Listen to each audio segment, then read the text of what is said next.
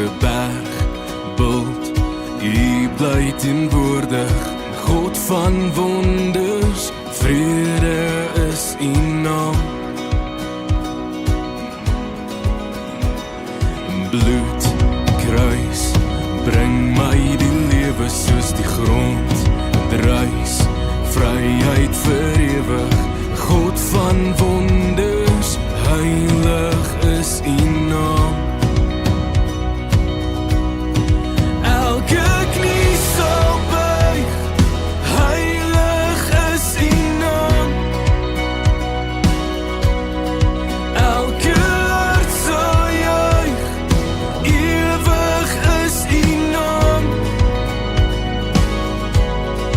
Laat my lewe getuig, heilig is U naam. Goed, seën, spreek U oor lewens en U hoop, reën, daar waar het droog is, God van wonders, heerlik is U naam. U gees, krag, vloei deur my jare, ek sien kind, U pragt, sout van die aarde, God van wonders, heilig is U naam. Elke knie sal buig, heilig is U naam. Elke hart sal juig, ewig is U naam. Laat my lewe getuig, heilig is U naam. Oor my lewe, reën genade, U's die bron van vrede in my wêreld, skyn U helder, U's die lig wat my die pad wys. Oor my lewe, reën genade, U's die bron van vrede in my wêreld, skyn U helder, U's die lig wat my die pad wys. U is God van wonders, ewig is U naam. Elke knie sal buig, heilig is U naam. Elke hart sal juig, ewig is U naam.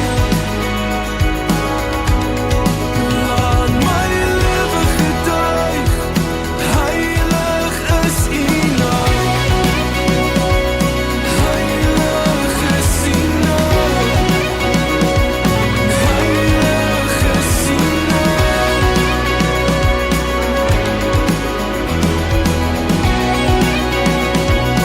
Heilig is U naam.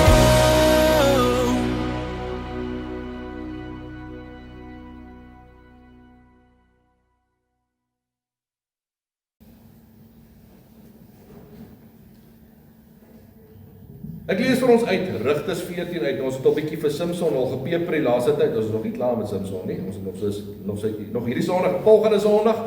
Maar ek wil graag 'n bietjie stil staan by nog 'n kwaliteit van Simson wat julle dalk gemis het. Ek gaan lees vanaf vers 10. Hierdie gaan oor Simson se troue. Angelique Franco, julle moet nou baie mooi luister, die troue het vir julle voor lê.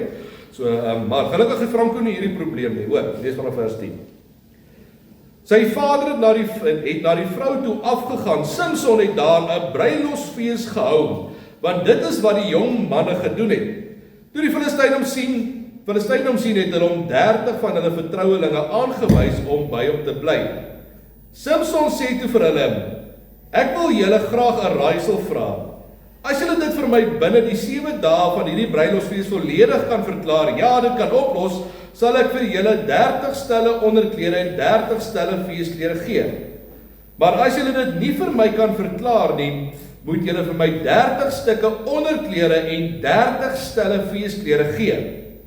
Hulle sê toe vir hom: Vra jou raaisel, sodat ons dit kan hoor. Hy sê vir hulle, uit die eter het iets te ete gekom, uit 'n sterte iets soets gekom. 3 dae lang kon hulle die raaisel nie verklaar nie. Op die 7de dag sê hulle vir Simson se vrou, praat jou man om, sodat hy die raaisel vir ons kan verklaar, anders verbrand ons jou en jou familie. Is dit om ons besittings af te neem, dat jy ons genooi het of nie? Simson se vrou het toe by hom gekerm en gesê, jy haat my net, jy het my nie lief nie. Jy het vir die jong manne van my mense 'n raaisel gevra, maar vir my het jy dit nie verklaar nie. Hy sê toe vir haar, kyk, vir my pa en ma het ek dit nie eers verklaar nie. Moet ek dit dan vir jou verklaar? Maar sy het 7 dae wat hulle bruilofsfees geduur het, by hom gebly kerm. Op die 7de dag het hy dit vir haar verklaar, omdat sy so by hom geneel het.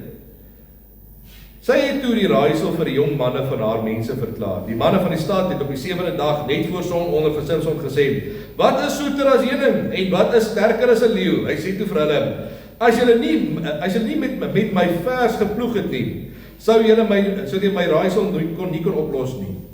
Die gees van die Here het van hom besit geneem en hy het afgegaan na Askelon. Hy het 30 man van hulle doodgeslaan, hulle uitrustings geneem en die klere vir die wat die raaisel verklaar het gegee. Hy was woedend en het opgegaan na sy vader se huis. Simson se vrou het toe die vrou geword van sy vertroueling wat vir hom opgetree het as 'n vriend van die bruidegom. Net tot sover.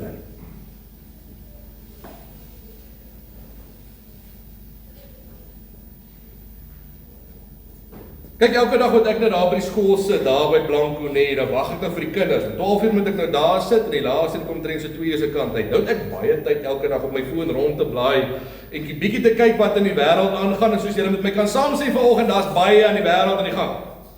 Nou die dag toe kom ek op 'n artikel van Rapport af. Dis seker artikel nommer 12 vir die dokters. Jy het seker dit al gesien, nê? Kyk, ek weet nie wat die twee met mekaar gemaak het nie, maar hulle is nie vriende nie, hoor. Of laat ek sê soos Dirk gesê het op 'n stadium. Rapport moet maar vir die doppers 'n bos blomme stuur om dankie te sê, want as dit nie vir die doppers was, het hulle niks gehad om oor te skryf nie. Maar op een van die artikels lees ek die mense se kommentaar. 'n Tannie, of hoe sê die mense vandag 'n keyboard warrior skryf? Ek is so bly. Ek is klaar met die kerk. My lewe is 1000 keer beter sonder die kerk. Maar sy is nie die enigste wat so voel nie. O nee, agter haar naampie is daar 'n hele paar blou duimpies langs haar komment. Met ander woorde, daar's baie mense wat saam met hulle stem, hulle lewe is soveel beter sonder die kerk. Ek het nie meer die kerk vandag nodig. Net my geloof en my saak is reg. Kerk is iets oudtyds, onnodig, mense wat vassteek by ou dinge. Jy het lankal nie meer kerk nodig volgens baie mense nie. Maar is dit regtig God se plan? Is dit hoe die dinge werk vandag? Elkeen doen sy eie ding, lees 'n bietjie Bybel by die huis, en wanneer jy lus kry, dan bid jy so bietjie en dan Sondag kom dan rus jy. En voilà, jy kwalifiseer vir die hemel. Almal staan in die hemel stom oor wat 'n ongelooflike goeie Christen jy is. Mense, dis belaglik. Ek dink eerder daai tannie se suurstof toevoer boontoe is bietjie afgesny. Of hoe sê die een oom vir sy vrou? My vrou, as jy weer 'n idee kry, doen nie teenoorgestelde. Dis so duidelik, nee. Ek meen, kyk na Simson. Nou in Rigters gaan julle sien, dit was 'n tydperk van 400 jaar gewees en daar was 12 rigters gewees. Nou van hulle was baie goeie manne gewees wat agter God weggekruip het en dit was regtig gelowige manne gewees en dan kry jy aan die ander kant ouens soos Simson. Dis iemand wat 'n groot verwagting voor het. Simson het alles gehad. Hy kon 'n fantastiese leier gewees het. Hy het 'n goeie familie, ongelooflike talente, hy was supersterk geweest, hy het alles opgemors. Verlede week het ons mos gekyk na Simson wat verdrink het en trots het. Dis soos hy kry 'n rugbybal in die hande en hy hardloop dwars deur almal en hy gaan druk onder die paal en nou dans hy daar vir 10 minute oor sy 3 wat hy gedruk het, maar sy span is 52 punte agter. Hy het sy lewe opgemors, sy potensiaal in die dronk gegooi. En is omdat Samson gedink het, ek is sterker as almal, ek is slimmer as almal, ek het nie vriende nodig nie. Samson was 'n lone wolf gewees. Hy het niemand gehad nie, net homself. Kyk gaan na Rigters 14 vers 10. Sy vader het na die vrou toe afgegaan. Samson het daar 'n bruilofsfees gehou, want dit was wat die jong manne gedoen het. Toe die Filistyne hom sien, het hulle 30 van hulle vertrouelinge aangewys om by hom te bly. Samson is by sy eie troue. By nou weet jy die Filistynse vrou. Hy en sy pa is op pad na die troue toe. Hulle kom daaraan en soos hulle altyd gemaak het, het hulle eers al die manne bymekaar gekom vir 'n bruilofsfees. So die manne kom eers bymekaar en dan kuier ons mos nou eers 'n bietjie. Maar in vers 11 staan daar die musiek stoot en die kos is op die tafels. En daar is 2 ouens by die kuier. Dis Samson en sy pa. Niemand anders dit. Die Filistyne sien die storie, dis net Samson en sy pa. Hulle kry hom jammer en hulle besluit toe, luister, ons gaan vir hom 30 Filistynse mans leen. Dat daar net 'n kuier is by sy eie troue. Is dit nie vreemd? Ek meen, is jou troue, maar ander ouens moet vir jou 30 manne leen om by jou troue te wees, anders dan niemand nie. Samson is by sy eie troue, maar hy het nie een vriend by sy troue nie. Nie een nie. Dis hartseer. Want gewoonlik by 'n troue dan het die bruidegom daarom 'n paar manne om hom, dis sy bestman, sy strooijonkers, ag hulle kuier lekker, lag, maak grappies, dis 'n lekker tyd, almal is opgewonde, praat so 'n bietjie oor die goeie tye wat ons gehad het. Maar by Samson se troue staan sy pa langs hom en hulle sê nie 'n woord vir mekaar nie. Alles wat gepraat moes word is al gesê. Dis doodstil. Die atmosfeer is half dik. Omdat sy pa nie baie hou van die vrou wat hy mee trou, die Filistynse vrou nie. Dis hoekom die Filistyne 30 manne vir hom leen. Net om die atmosfeer bietjie te lig. Van 'n begrafnis na 'n troue. Maar dis nie net nou nie. As 'n mens die Samson se lewe kyk, dan sien 'n mens Samson het nooit regte vriende gehad nie. Sy beste verhoudings was met sy pa en sy ma.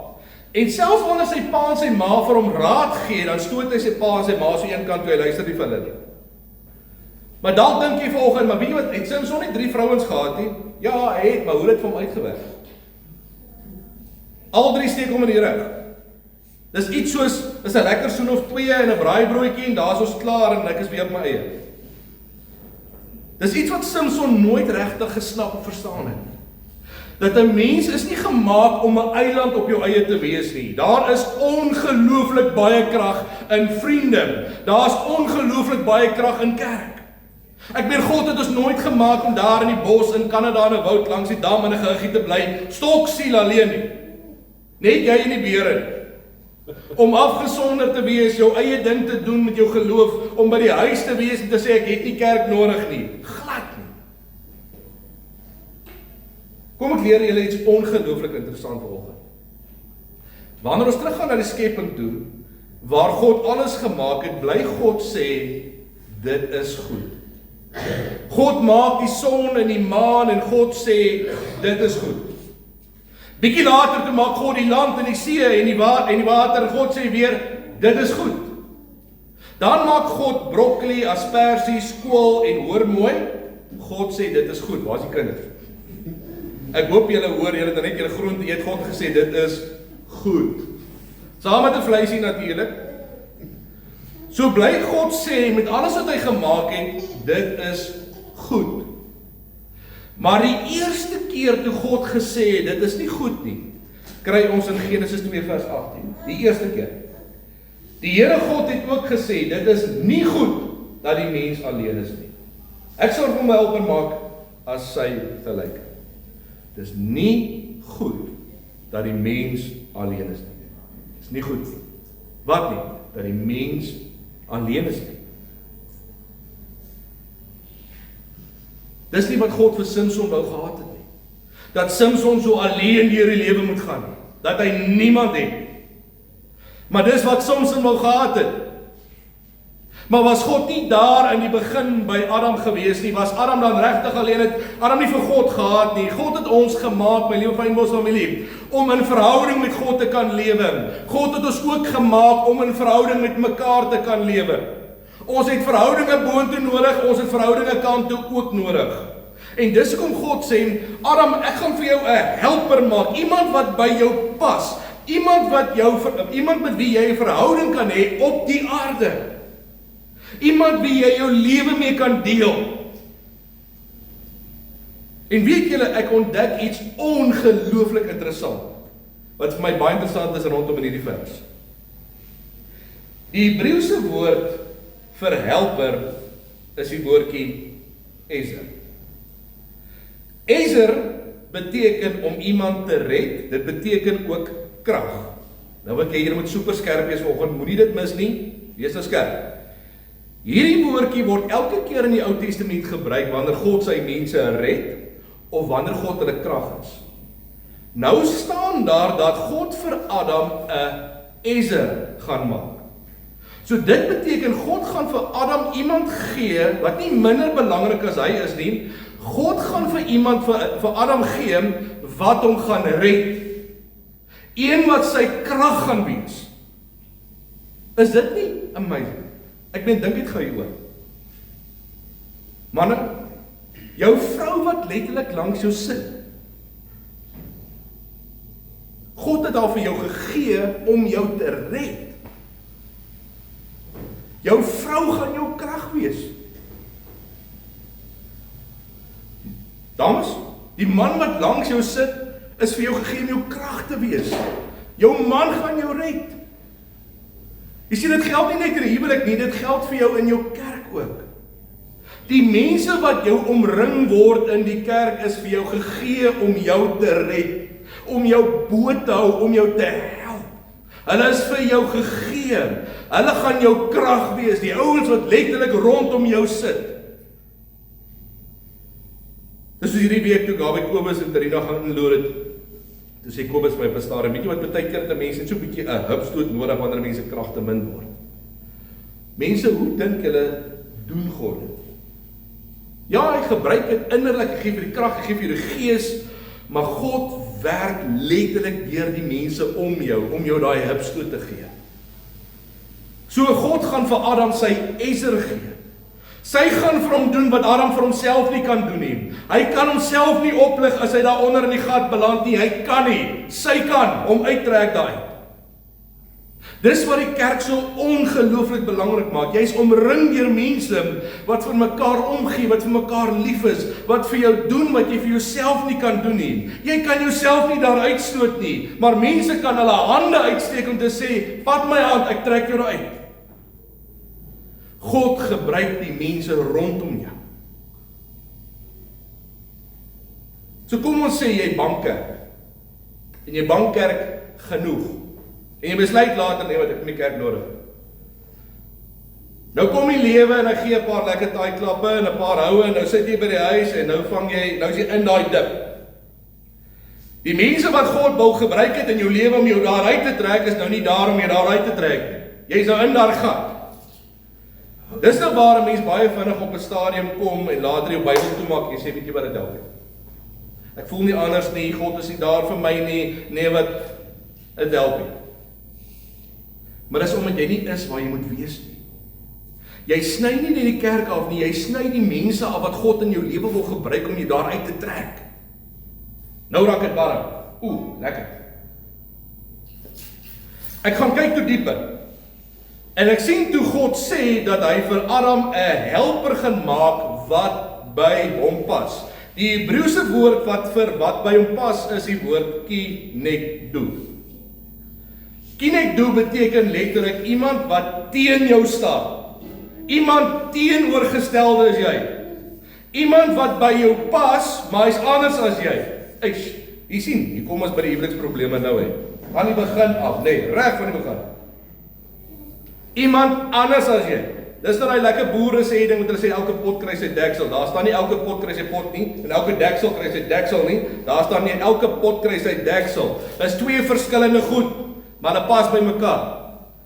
So die een wat vir jou gegee word, gaan jou red, gaan jou krag wees, hy gaan by jou pas, maar hy gaan anders as jy wees. En weet julle, in kerk is dit so ongelooflik belangrik. Want ons is 'n familie. Ek is verskriklik lief daarvoor om die woord familie te gebruik. God werk deur ons, God red ons deur mekaar te gee. Ons is mekaar se krag. Ons is ook verskillende mense. En dis eintlik amazing. Dink net hieroor. Nie een van ons dink dieselfde nie. Party van ons fokus meer op die dorings as die roos. Van ons fokus meer op die roos as die dorings. Ons almal het verskillende lewenservarings, verskillende persoonlikhede. Ons uitkyk op die lewe verskil. Wat dieselfde is ons geloof in Jesus. Maar verder, die feit dat ons van mekaar verskil, is 'n goeie ding. As jy 'n probleem het, en jy kom na iemand in die kerk, en sê vrou, weet jy wat, my maat, dis my situasie, ek kom nie uit nie, ek verstaan die ding nie, ek weet my maat, help my net bietjie, praat met my. En dan kom daai ou, en hy gee vir jou 'n ander perspektief. Hy dink anders, hy sien anders. En baie keer dan stap jy daar weg en sê vir jouself, weet jy wat, ek het nie so aan gedink nie. Ek het dit nie raak gesien nie. Jy sien, ons is regtig 'n geestelike familie, ons pas by mekaar, maar ons is verskillende mense. Ons is hier gegee mekaar te help, ons het ander perspektiewe, ander maniere ons na die lewe kyk. Selfs deur dit wat jy beleef het, deur die lewe geleer het, ons het mekaar nodig. Daar staan letterlik, die een wat anders as jy is, pas by jou. Dis wie jy nodig het in jou lewe, dis wie God gaan gebruik om jou te red, om jou krag te wees. Dit geld in huwelik, dit geld in die kerk. Die een wat by jou pas is nie dieselfde as jy nie. Kyk gaan na Prediker 4, vers 9 tot 12. 2 is beter as 1, omdat daar vir hulle 'n ruim beloning is vir hulle inspanning. Ja, as hulle val, kan die een sy maat ophelp, maar wie die een wat val sonder dat daar 'n tweede is om hom op te help. Ook as 2 by mekaar lê, kry hulle warm, maar as daar net een is, hoe kan hy warm word? As iemand die een wil oorweldig, 2 kan teen hom stand hou, 'n 3-dubbele koord word nie maklik gebreek nie. In plat Afrikaans. Die kerk is 'n beter opsie as om die lewe op jou eie te probeer aanvat. Jy is nie beter af op jou eie nie, jy is 1000 keer slegter af sonder die kerk. Vers 9 sê, 'n span doen net beter as een ou. 'n Span bereik meer vir God se koninkryk as een ou wat sy elmboog probeer afwerk. Veral vers 10 sê, as een val, daar's een om hom daarop te help. Ons dra mekaar. Dis presies daai Ezer Kinek doen. Vers 11 praat oor warmte. Het jy jouself ooit op probeer 'n drukkie gee? Ek is so swaar, ek so lief vir myself. Dit werk nie.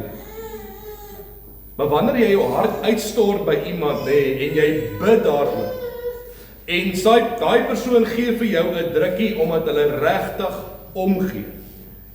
Daai drukkie sê partymal meer as 1000 woorde. Daai omgee, daai liefde gaan 'n ver pad. Jy is nie alleen nie, ek is saam met jou hier, en ek is lief vir jou, ek gee vir jou om, praat jou hart uit, ek sal vir jou drukkie gee.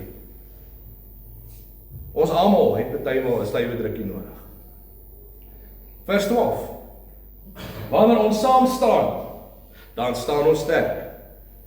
Een ou se geloof by die huis is 1 tree weg om elke dag klaar te maak. Ek sê dit weer.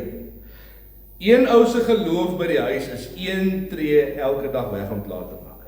In die kerk is dit nie so maklik nie, my maat. Want wanneer jy gaan lê, gaan ek jou nie daar los nie, gaan weer optel. Wanneer die aanslae kom, ons staan by jou. Dis wat Fynbos so ongelooflik maak. Dis die mense wat by jou staan, mense wat saam met jou opstaan oor die regte redes. Dis wat ons sterk maak. Dis die feit dat ons saam staan as een span vir Jesus. Is 'n tou wat saam sterk gebind is.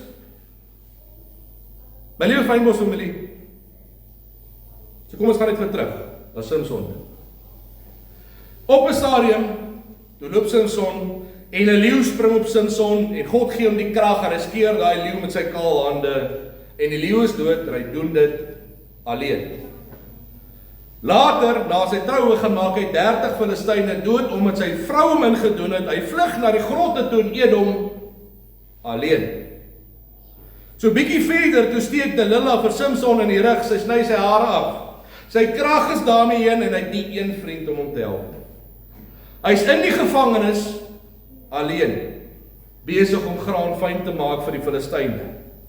Hierdie ou wat bestem is vir soveel meer, is besig om graan te fyn te maak, kos te maak vir die Filistyne. Op sy laaste dag staan hy tussen twee pilare, by Dagon se tempel. En Samson vra vir God, gee my vir 'n laaste keer die krag. Hy druk hy pilare in mekaar, Samson gaan dood, alleen. Daar was baie mense, hy het nie een vriend gehad daai dag daar nie. Samson se hele lewe is hy alleen. Mense, ons is nie gemaak om so Samson alleen te wees nie. Ons is nie gemaak om 'n eiland te wees nie. Ons is geroep om kerk te wees. Ek wil nou vanoggend met julle iets baie persoonlik deel. Ek weet die tannie sal my vergewe. In Tannie Kerk. Ek het verlede Sondag na kerk, toe kry ek 'n boodskap hier in die kerk. En ek wil graag vandag die boodskap hier vir julle lees. Ek gaan opsit.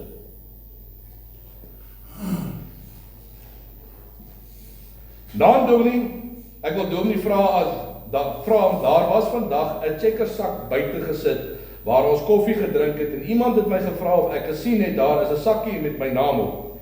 Ek het toe gaan kyk en toe ek binnekom waar ons koffie drink, toe sien ek die pakkie met my naam op. Nou wil ek graag vra vir Dominee vra of jy weet wie vir my dit geskenk het. Ek wil vir daai persoon baie dankie sê vir dit.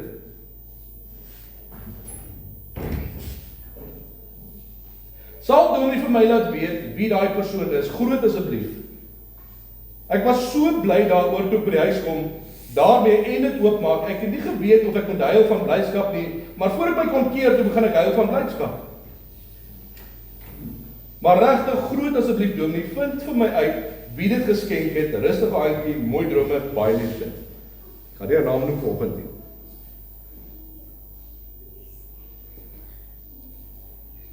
Ek stuur toe vir die tannie 'n boodskap en ek sê toe vir hom, ek is jammer met tannie, ek het nie 'n koek en klou wie dit was nie. Ek weet niks daarvan af nie. Ek weet nie wie die pakkie gegee het nie. Ek weet nie eens van die pakkie wat daar gestaan het nie. So iemand in hierdie kerk het verlede Sondag gevoel, hulle moet dit doen.